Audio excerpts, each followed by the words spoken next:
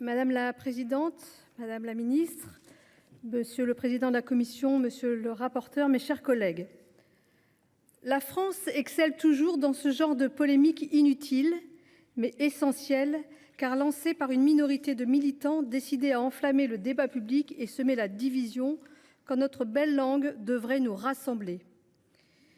Si on peut penser que l'écriture dite inclusive part d'un bon sentiment, elle est en réalité contre-productive. Elle n'est évidemment pas à la hauteur des enjeux liés à la nécessaire égalité homme-femme. Cela ne se limite pas à un E final séparé par un point. De plus, cette écriture s'accompagne d'un saccage de notre grammaire française, construite au fil du temps et patinée par les usages. Elle constitue pour beaucoup un obstacle à la lecture et à la compréhension de l'écrit. Le texte que nous étudions aujourd'hui vise à préserver la lisibilité, la compréhension et la richesse de notre langue. Comme cela a été rappelé, nombre de jeunes ne savent ni lire ni écrire à leur entrée en classe de 6e. Interrogez aussi quelques enseignants de l'université et ils vous diront le drame dont ils héritent. Nous sommes conscients que notre langue est malmenée depuis des décennies par des méthodes d'apprentissage sur lesquelles le ministre de l'Éducation nationale est revenu non sans un certain courage. Mais il faudra quelques générations pour que nos enfants maîtrisent à nouveau leur langue maternelle. Si le partage d'une langue est un facteur essentiel d'union, il ne doit pas être un facteur d'exclusion, alors n'en rajoutons pas.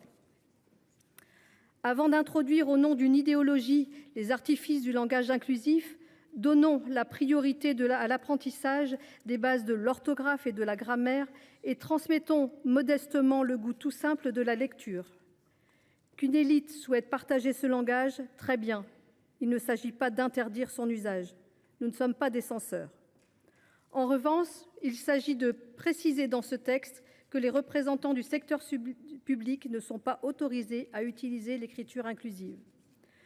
J'en profite pour vous demander, madame la ministre, le bilan de la circulaire de novembre 2017 d'Édouard Philippe relative aux règles de féminisation et de rédaction des textes du journal officiel, laquelle déconseillait l'usage de cette graphie, et de celle de Jean-Michel Blanquer datée de mai 2021. Aujourd'hui, le président de la République était à Villers-Cotterêts, dans mes chers Hauts-de-France, pour l'inauguration de la Cité internationale de la langue française. Il a déclaré « La force de la syntaxe de notre langue est de ne pas céder aux airs du temps ».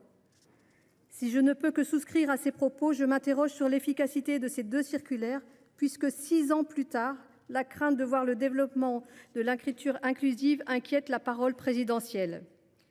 Madame la ministre, je sais que l'on nous apprenait que le masculin l'emporte sur le féminin, mais permettez-moi de reprendre une formule extraite d'un débat lancé par notre groupe Les Indépendants sur ce sujet en 2021 par un sénateur honoraire qui se reconnaîtra.